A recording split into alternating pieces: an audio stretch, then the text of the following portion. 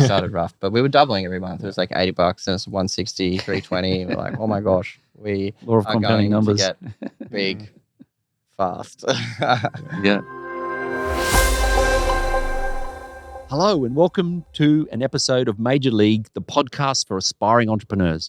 I'm your host, Don May, and our guests today are Angus Goldman and Alex Harper, the co-founders of Swyftx. Swyftx was founded in 2018 and is an Australian cryptocurrency exchange platform that provides a user-friendly and secure way for individuals to buy, sell, and trade digital currencies. Angus and Alex were kind enough to join me in my home to record this episode. Take us right back to the beginning. Tell us your journey. If we go back right to the start, put yourself at the University of New South Wales in the one of the dorms there. Two nerds, just in high school. We one nerd and one half nerd. And we happened to be roommates on this computer science camp. And so that's where the journey really started off for us. We didn't know each other beforehand. And fast forward a few years, we started getting into crypto. I'd gone into the tech side of it myself. Alex was into the trading aspect of it, and ended up showing him a few things I'd learned from the background of it. And we saw a few problems out in the market and started building Swyftx to solve those problems. So what were the problems? What were the insights that you thought you could do differently? Yeah, well, I think the biggest one from a technical lens is that we saw during periods of high demand that the price would just skyrocket. So if you thought it was worth $1, it might actually be only worth 60 cents. And that's because of local markets. Even though it's a global thing, it's really isolated to markets, especially back in those days. So how do you iron that out? How does that? Yeah, so we then started looking, okay, well, how can we solve this problem? And it's something that we did in our own trading at the time was we started using international exchanges. But that's not really practical for everyone to jump on board and access that liquidity. Also, you've got to trust these other companies in different countries. And there's a lot of unknowns as an outsider to that. So we decided to bring that to the Australian market. And the courage did it require a lot of capital straight out, or could you solve some of these problems relatively cheaply? I imagine it's still partly regulated back then, right? Yeah. So how did you meet those? It was such a booming industry, 2018, 2019, 2020. How did you fund all of that? Or you didn't need to? Yeah. No, we did definitely need to fund. I think any business needs some level of funding, some more than others. It's important to, I guess, remember that like some industries you have like high capital costs to start, whereas some, and tech, for example, is typically one where you can, if you have a nerd on the team, you can start with a little bit less capital outlay. Having said that, we had actually made money trading crypto in 2017. Yeah, 2017. So we were arbitraging the market, so buying it overseas and then at a lower price and selling it in Australia at a more expensive price, which goes into the point that Angus just made about how there was that discrepancy in price. And we thought, we need to fix that. So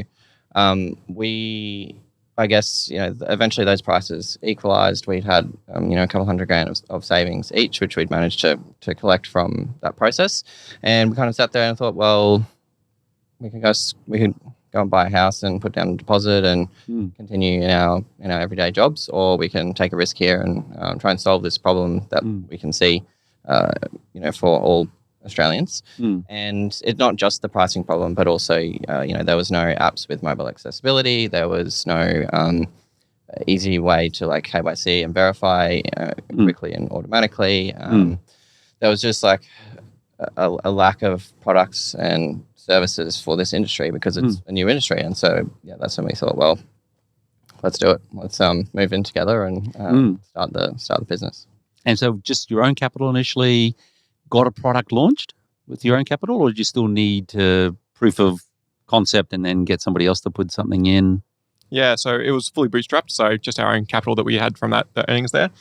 We did spend most of it on legal advice, making sure that what we were doing was actually not illegal in the first place.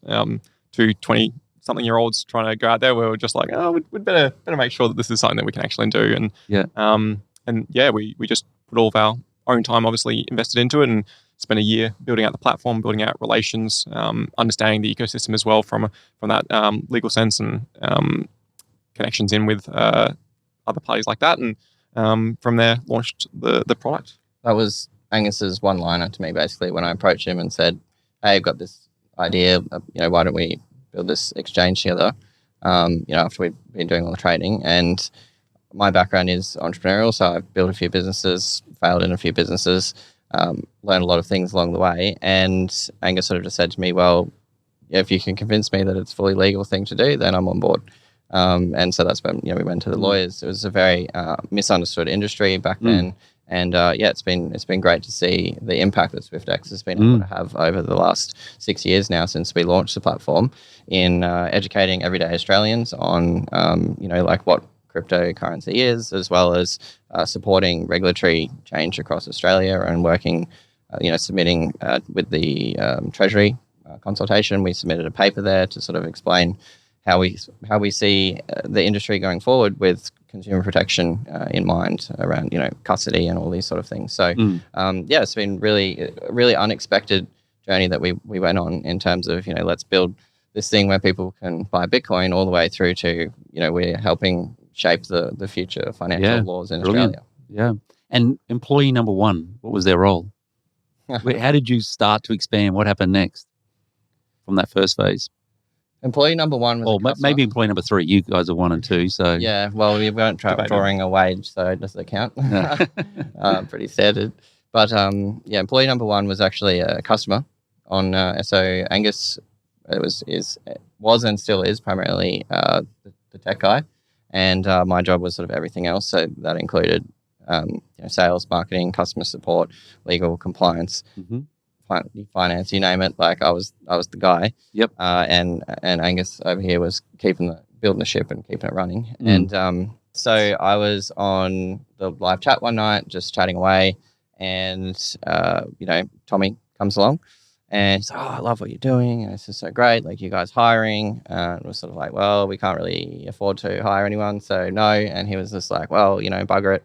I'm going to do this in my spare time, and help you guys out because I love what you've done, and I can see the vision, and I'm really into the direction of crypto." And so, that was definitely a life-saving moment. I was able to actually sit down and have dinner with my girlfriend without being on the chats to customers, because Tommy would come home from his day at work, project managing, to then help look after the customers. So we then were able to bring Tommy in as an early stage equity holder in the business.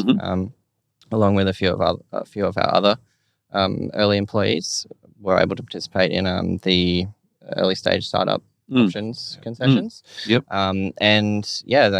These guys have they're all Tommy's still with us. He's in the product role, helping shape the future of what we're building and what our customers are looking for, and working all across the company. So he went from a volunteer customer support officer to one of the most important people in the company, and is in his own right been very successful through the options program that he participated in with us as well. And what did you underestimate? What has been the hardest lessons? Everything. Everything. Yeah, you can start with that. Oh yeah, I'm trying to sort through that list and find a good one.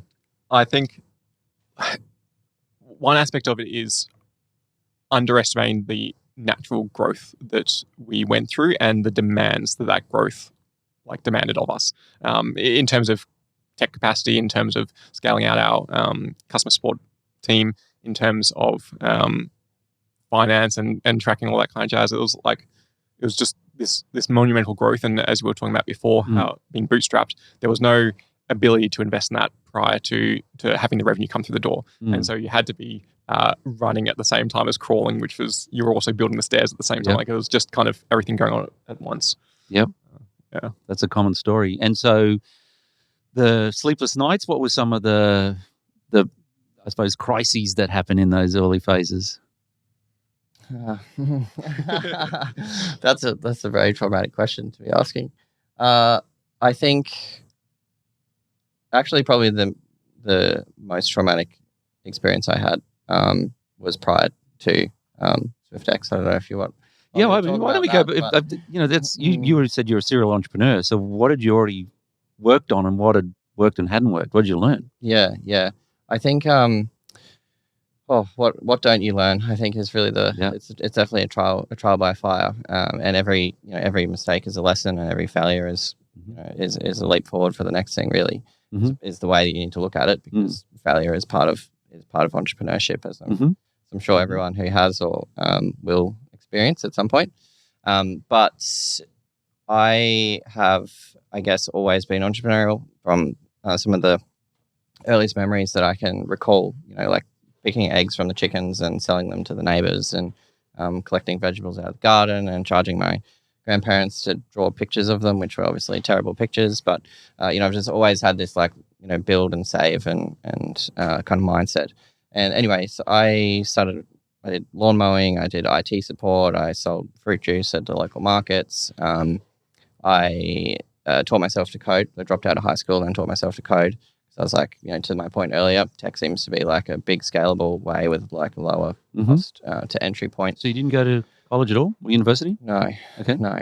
And I just couldn't wait I was already running a business when I was in high school. So I was like, I just want to get out there and do it. So actually I did do a TAFE business course. And were your parents supportive of that, or were they nervous? Yeah, surprisingly supportive. I was expecting, it was actually almost Mum's idea to she's like, oh, we'll just go and do a TAFE course in business and carry on, because I never wanted to work for anyone, and never felt like I would need qualifications and whatever. And just real life is where you learn the most things. So Mum said, oh, well, I'll be supportive if you go and do this TAFE course, which I got the content, the TAFE content material, but I never did any of the actual assessments. I just sort of whizzed through the content and was like, okay, cool, done. I don't actually need the degree. I just want the information. Did that, and then I started another couple of businesses, etc. And then I went in, taught myself to code, and went into tech and with a couple other guys, and we started a credit card payments app similar to Square Payments. They were in the US. They were a $3 billion company. Yeah. I actually was solving a problem in one of my businesses where I needed to take on-site payments. So I was like, I'm just going to build an app to do it. Sounds fun. Let's learn to code, got it done. And did it work? Well, it took payments, yes. Yep, which is where the trauma came in. This is a long story, long actually. But basically we took 3 years to get to market, which was like way too slow. We didn't have funding. We had like $10,000-$20,000 of savings in our bank account. Eventually, and we were just working Thursday nights and Sundays, because we also had full-time jobs and lives, etc. And then so we got to market too late, because literally the same month we launched, Square came into Australia, and they were partnered with Officeworks and all these big things, and they undercut us, and we're like, oh crap. But we were in market at that, we have to go to market anyway, and we got some small traction with that. I think I actually saw a Facebook post the other day. We did like $1.5 million of transactions, and it was like $30,000 in revenue. And it was like, oh my gosh, what a great memory. But what was not a great memory was that I got a phone call from my business partner at the time at probably 2:00 in the morning, after he'd just written a script to optimize our process for issuing credit card refunds. And that script had run asynchronously, which means all at once across every transaction that we'd ever done, and refunded them all. So that I think it was 1.3 million at the time, had just basically gone back to all of our customers. And I definitely looked up how to leave the country at 2:00 in the morning, because I was like, oh, this is not ideal. But no, anyway, so and what happened? Did you get it back? Did you? Yeah. So fortunately, his script ran so fast, so efficiently, that Stripe, who was our back-end provider of the system, kind of froze it all. So on my dashboard, I was refreshing it, and it's like negative 800,000, negative 900,000, negative, and it just like kept going because it was still catching up. Anyway, we got hold of Stripe in the US at 4:00 in the morning, and they're like, it's okay. We froze all the payments. Only like 10 went through, and all the money's going to go back in. And so I got my mate, and we went to Pancake Manor. I think it was about 7 a.m. in the morning. So it was maybe 6 a.m. in the morning. We went to Pancake Manor, and we just sat in silence, and we just ate chocolate pancakes. And it was like, our life is not over. It's all good. So yeah, that was a very shaping moment, and a very scary moment. But we've certainly had a few in Swyftx in any business. That it's it's just something that you have to accept as part of business, basically. Yeah, and scaling Swyftx, and so some of your friends, the customers were involved. When it started to get to great scale, professional management. How old was the business when you brought in some, other than in customers and in mates? Yeah.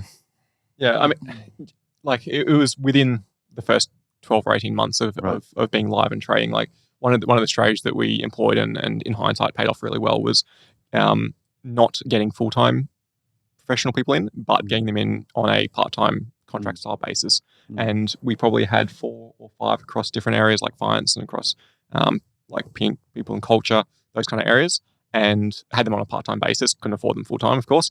But then probably half of those people actually ended up joining us full-time later on, as we could actually afford to pay their wage to continue growing the business. And so having that expertise from very early days and helping growing the business, scaling the business, different parts of it, again, from either the finance background or the people background or the tech background, that kind of thing, really leveraged well for us in that growth period, rather than just bringing in people who could do the work, because those people also built teams around them as well as the business scaled.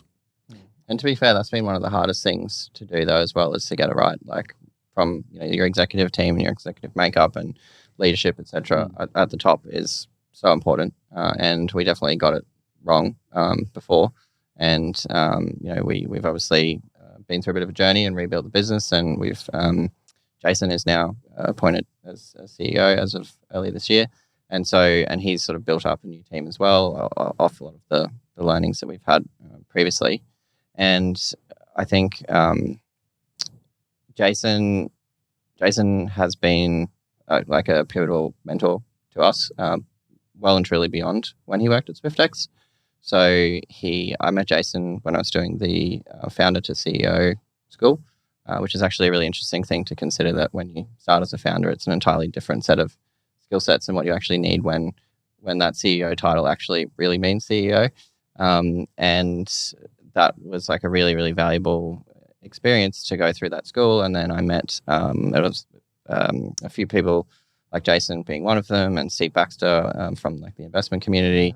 And and Jason was just such a like warm, welcome, friendly guy, and he would come round to our office when we were just like literally still in the broom cupboard, basically, and we had our numbers written on the whiteboard in ugly green whiteboard marker.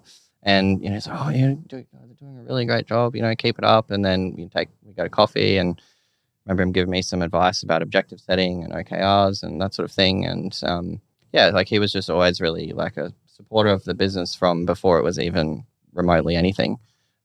Just a couple of really small numbers on a whiteboard that were doubling every month, but still very small numbers. And and then he joined us in 2022. I think, shortly after we had acquired with Superhero, the transaction, and we brought him in to sort of help us navigate, that merger and the growth plans ahead. But obviously that didn't quite go according to plan, certainly through no fault of Jason's, and just a lot of... So it actually happened, the transaction, or didn't happen? It did happen, yep. Yeah, it did. But so you actually acquired another business? Yeah, that's a long story. And wasn't the first time as well. Like we've acquired a couple of businesses across the time. Yeah. And they were just to give you better scale. They were specialist business that added to the business. How did you pursue those, and how'd you come across, without even having to go into the detail of each one, but what was the purpose? Well, I mean, Superhero, like Swyftx is not a crypto trading platform. It's a tool to be able to provide people access to whatever they define as being financially free. And so crypto is just one portion of a well-balanced portfolio, right? And so we were trying to bring in equities, bring in that super capability and that kind of stuff. And then I think it was 3 weeks later, I've forgotten who it was that issued the notice, but it was essentially ASIC. ASIC issued a notice saying, if you bring crypto and traditional finance together, you probably want to think twice about it. And we were like, okay, that's very, very convenient words there. We'll acknowledge that. Yeah. Yeah, I think the biggest thing, or not, I mean, there's so many biggest things, but a lot of business people will also acknowledge that timing is everything. Yeah. You can have the best idea and the best execution and do it at the wrong time. Yeah. And then 3 years later or 3 months later, it can be 3 days later. It depends. Yeah. You can miss that timing window, and it just doesn't work out. And so, like with Swyftx, I think we got really lucky with the timing window. Like I think we had what was apparently a good idea at the right time, and we were able to execute on it, which we're like very, very grateful for that. And that bottom of the bear market, and just kind of grew with the bear market, grew with the market growing as well through the next cycle. Yeah, and in terms of like the businesses that we, so M&A has been something we've always seen as a particular growth angle. Swyftx has never been invested in and highly profitable since maybe 12 months after its launch. So 12 months was when you pivoted to profit. Yeah, pretty much, or even 8 months. maybe I think it was even 8 less. months. Yeah. It was generating profits. It's outstanding. Yeah. Although all that went straight back into growing the business. Of course, it's you just got to. But at least you could take a bit of a sigh. At least you now could. You weren't funding it from your back pockets. The first month was $80 in revenue. Yeah, I think, it and was big. we spent in the order of hundreds of thousands of dollars, kind of bootstrapping. And it was like, ooh, okay, that's that's where we're starting from, is it? Not quite what the Excel sheet had modeled. Which my accountant at the time, who helped do the modeling, said, guys, if this plays out, like this is the most ridiculously profitable business I've ever seen.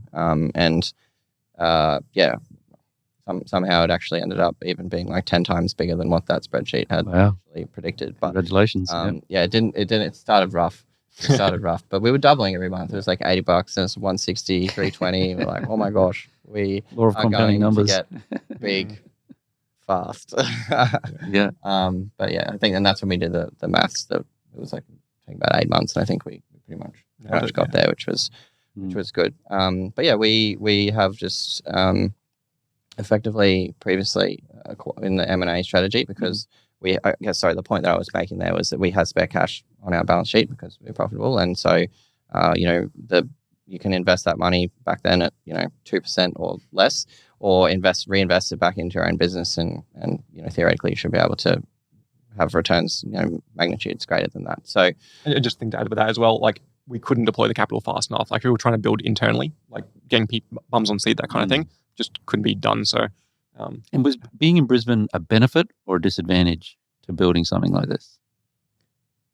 I think pre-COVID, it wasn't as difficult as it is now. Yeah. I think with the change in mindset of remote working and that kind of aspect, it's become a little bit harder, because talent in Brisbane, the default is going over to San Fran or something like that, or Silicon Valley, that kind of thing.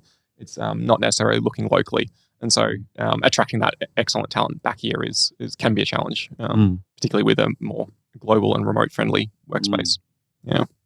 Yeah. I mean, we noticed that how quickly it changed and how frustrating that is now, especially with the Aussie dollar and the salaries in the US and parts of Europe.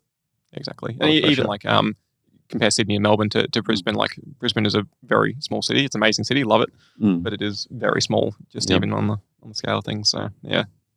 And so you then decide to step back a little bit. You're so young, like been alive for just over 6 years. That's a really, really short life so far for something so successful. Why step back? Why not just keep foot to the floor?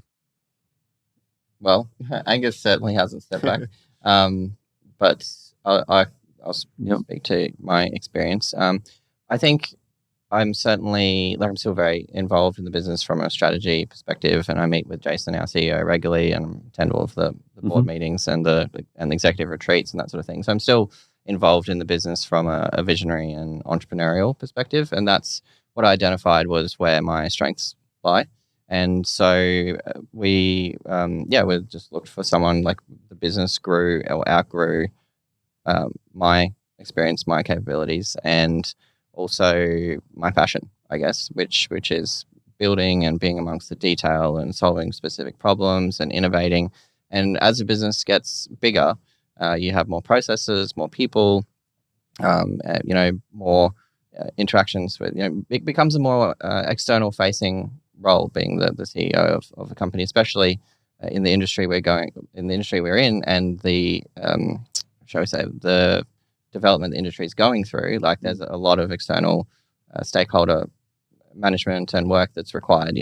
one minute Jason will be in Canberra, and then the next he's back in Brisbane, working with staff internally, and then he's on call with with the lawyers, and so there's like a lot of this, a lot more external facing and a lot more maturity, I guess, coming through the business, and Jason is the great person to lead that forward, and someone who, like I said earlier, I see as a mentor to myself, and also it's really rewarding to watch him and how he operates within the business, and go, he's done that a lot better than I would have, and I've learnt already from seeing that. So that's certainly not to say that I think you should always back yourself, but certainly be aware of like where your skills and talents and value sits, and don't let ego get in the way of that, and find the right people for the right job at the right time.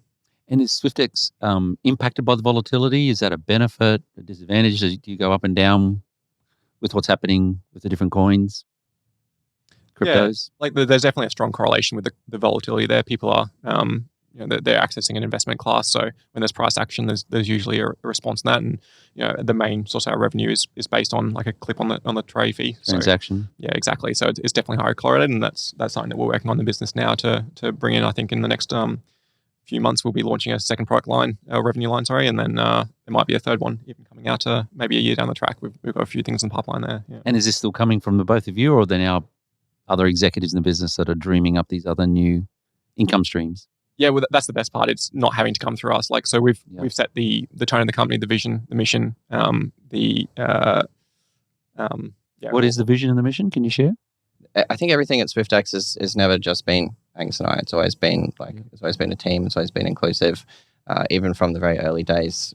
Tommy and Chris and a few of the other guys that joined have all had huge impact on the strategy and the direction of the business. So obviously, like, we have an idea of what we wanted to build, and they've aligned with that and helped take us that direction. But when it came to forming the company values, we sat down with it was like 10, 15 people that were working with us, and we sort of said, what's important to you guys? Because obviously, like, we've all come together in a belief of what we're building, and so the values is fundamental to your culture, and so let's find out what's important to us. And I think the biggest value for us that has differentiated everything we do, and I would also say the reason that we're still here, like, cryptocurrency went through like a really volatile period in 2022 post COVID. There was quite a lot going on, and we saw a lot of businesses that had taken shortcuts, or that weren't very well run. So that happened to a lot of businesses, and there was so many moments we could point to, and it's like, well, we made a particular decision which was centered around integrity, and that's sort of one of our very core values. And the line under integrity, I do remember very clearly, which is do what is right over what is convenient, and that's something that we've drilled into everyone across the organization, and it's always informed every decision we've made. Your involvement still clearly hands-on, Angus. So what are you doing now? Yeah, so I'm still working on the platform. So we've kind of got two generations of our architecture. We had the first one, which was get out the door, do whatever we can to support our customers and generate some revenue. And we've got our second generation coming through, and that's already supporting some of our platform that we've got. And I'm all about, providing the insights that are deep in my brain from the creativity and the creation of that originally, and sharing that with the team, as well as guiding on lessons I've learned through having to scale up that first generation architecture, and where you need to dedicate more time, and where you can kind of take a bit more of an easy position in.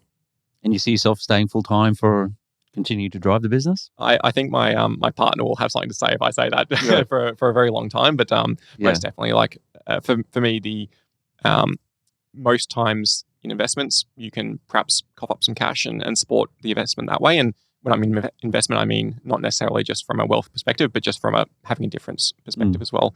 So most of the time, that's really all you can do, invest in shares or something like that. Yep. Whereas in Swyftx, there's a massive opportunity for myself, but also everyone that we've got on our team to be able to have a much more outsized impact on everyone, I guess, in Australia and as we go global as well. And so you going global? I get a huge kind of kick out of that. So yeah, definitely. Like we've already got our offering in New Zealand, and looking further as well.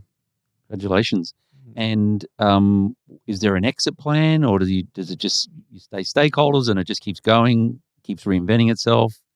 Yeah, I mean, I think the simplest answer is there's no exit plan. Right. Doesn't mean there's not an intention or anything like that there, but it's very much something that we can continue to invest in and provide value from. Yeah, I think to add color to that, like we, I guess there's maybe two big schools of thoughts when starting businesses. I'm passionate about a problem, I want to solve it, or I want to build something, flip it, and go to the next thing, right? And so I think we sit firmly in the first camp. So when we built Swyftx, I think we set a goal that our definition of success, because it's very important when you have a business partner to be fully aligned on everything. Not that you will always be fully aligned on everything, but it's good to make sure that you're thinking ahead and setting these plans. And for us, we wanted to, I think we did the calculations that $7 million was what we considered what would be financial freedom for us and our lifestyle, and what we wanted to achieve in our lives was to reach $7 million each, like to have in our savings account, basically. Yeah. So we that was sort of our only like financial goal, right? It was like, we want to build these things, solve these problems, and we want to save $7 million each so we can achieve financial freedom. And we would also, like to make crypto more accessible because, it's been our gateway to building our wealth. And so we think, that could be opportunity for other people, and we want to make that accessible and really bring people on the journey to understand what crypto is and how it can impact their lives. And obviously they can make their own decisions around that and what's right for them. But yeah, in terms of selling the business, I think one thing that we've realized, so Angus and I are still the two, like we never raised capital, so the two primary shareholders, and then we have our staff as well who all participate in our employee shares options. And how many staff today? 135-ish. Yep. Yeah. Good sized team. Yeah. We've been obviously building it back up again off the back of renewed interest in crypto industry and continued regulatory clarity, etc. But yeah, certainly one thing that we realized, and I think everyone says this, is it's important to raise capital when you don't need to. And so I guess we have been profitable, so we never really considered raising capital. But then it's sort of like, well, now we have this business that is worth a lot of money, but it's illiquid. So like, how do we unlock capital from this behemoth that we've built? And so that's like, okay, well, it makes sense to look to raise capital so that we can get even more growth and we'll chase more M&A opportunities and continue to have like an outsized impact. But yeah, so that's sort of, I guess, a learning that I've had. So you've done that? Along the way. We haven't yet raised capital, no, but it's something that we are contemplating. Yeah, considering doing, yeah.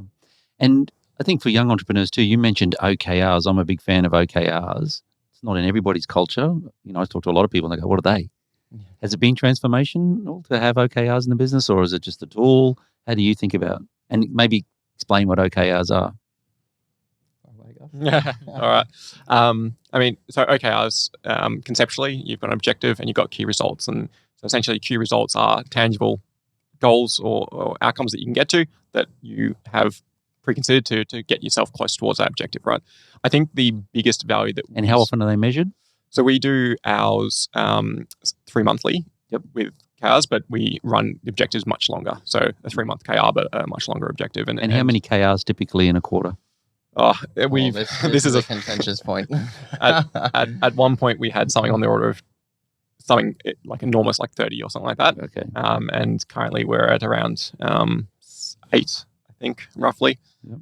And 3 or 4 objectives typically. So something a bit more palatable. But the real strength that we found in that was consistently knowing the strategy of the business and where we're trying to go. And that really helped remove kind of the confusion of why am I doing this or what am I going there? And that's kind of a side tangent here, but asking why we found to be such a massive utility, both in our own rights, but also having the team around us understand and ask why if they don't. And so again, coming back to the OKRs, is that gives like something that you can always just point to the wall and say, that's what we're doing, that's why we're doing it, and here's how we're going to get there. And it means that you've got the entire team backing you and not kind of sprawling out sideways, and that can sometimes not be the best thing. But yeah. And I'm seeing some cheeky grins coming from you over here, Don. What's your... Yeah, no, because, I always used to visit Silicon Valley and I'd say, how does Google operate?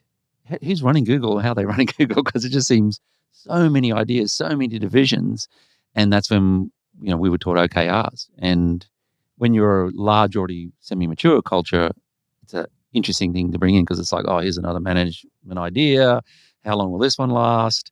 And it's quite a structural change in the business to get the discipline of the quarterly celebration weeks and planning weeks and so on. But I just think the idea of shooting for a significant moonshot and measuring it with very, very tangible measures is a really interesting discipline, because the larger the organization gets as well, like trying to keep everybody on focus.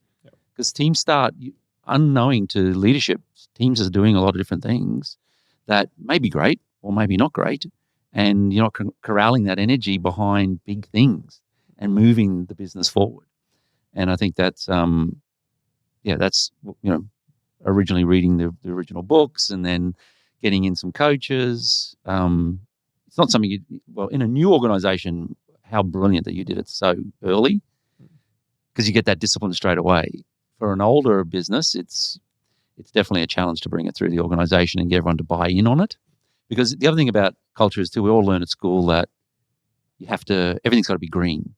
In other words, you've got to win. Mm-hmm. And you fail if you don't. But in OKR culture, sometimes hitting, the red, amber, or do you use the codes as well? 70% target, that kind of thing, yeah. Yeah, that could be still extraordinary when you've just set such an amazing objective and some pretty ambitious, key targets or key results that when you go to OKR celebration week, it's as much as what you learned to what we're going to forward to the next quarter. And I think a lot of companies miss that too, because 90 days flies by pretty quickly in a business. And to be able to check in and so on. So, yeah, I'm a huge fan. When I think about anybody, if I was ever to advise them they're starting up a business, is try to get John Doerr's book right up front, read it, understand it, and bring it into your business, because it's helped some of the largest companies in the world be extraordinary. I think it's also really important to not necessarily apply these things you read in the book letter for letter, word for word. Every organization is different, has different culture, different people, different experiences, mm-hmm. different momentums. And so I think I'm a big fan of,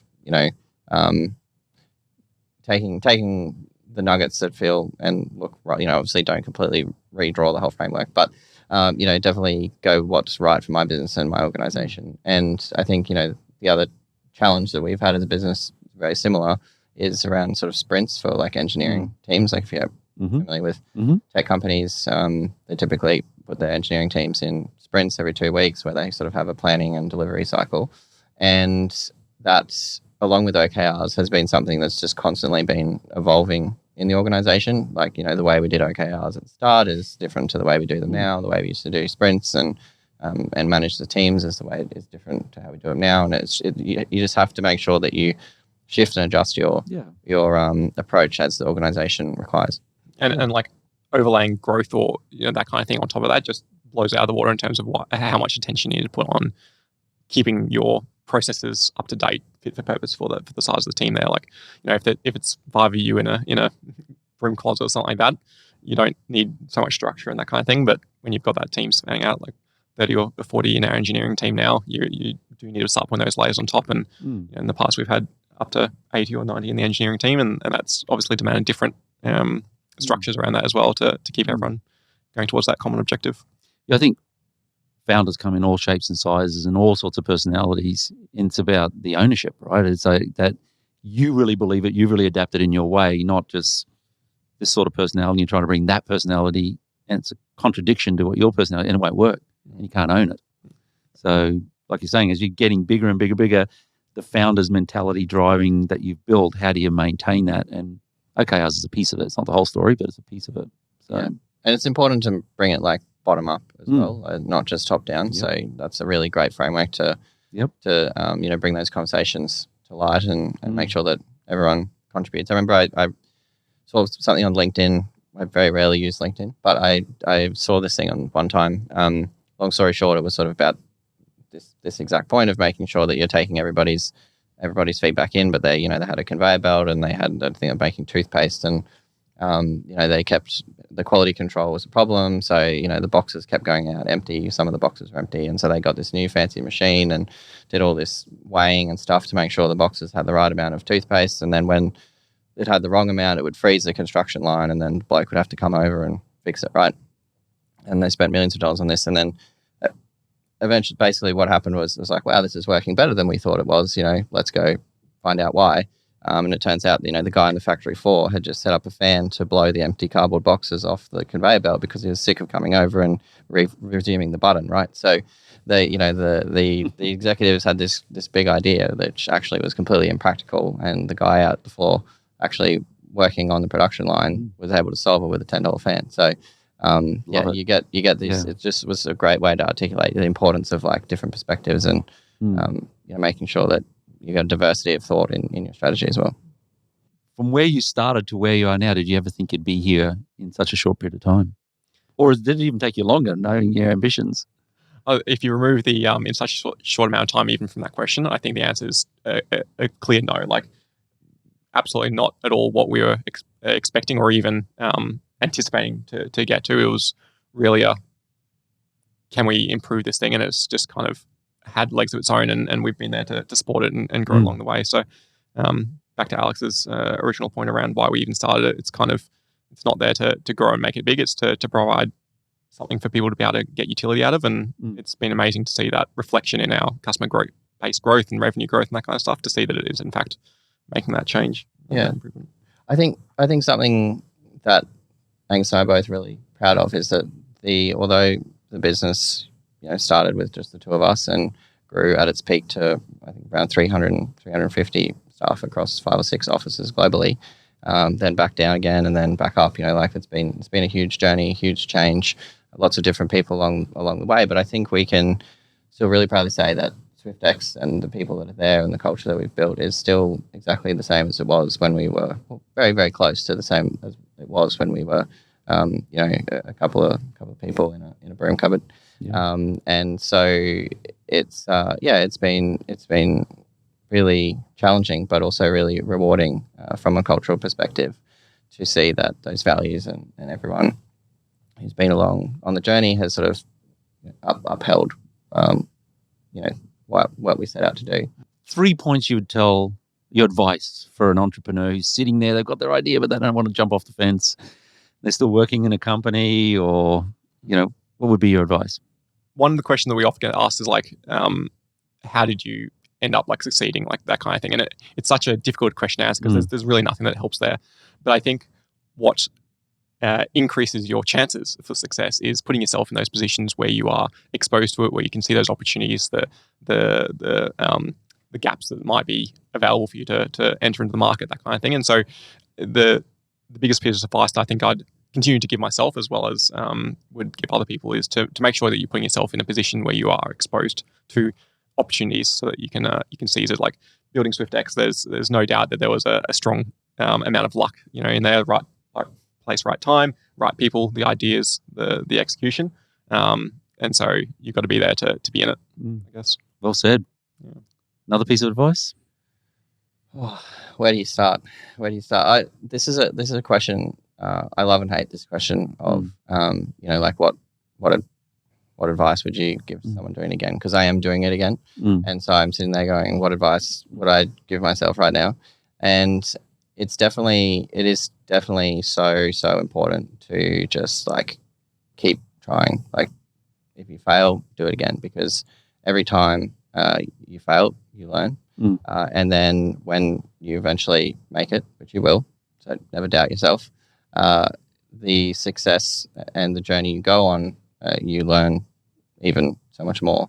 And then like that, you can then apply to every aspect of your life. I think there's like some huge things that you learn along the way, especially when it's not all smooth sailing the whole time.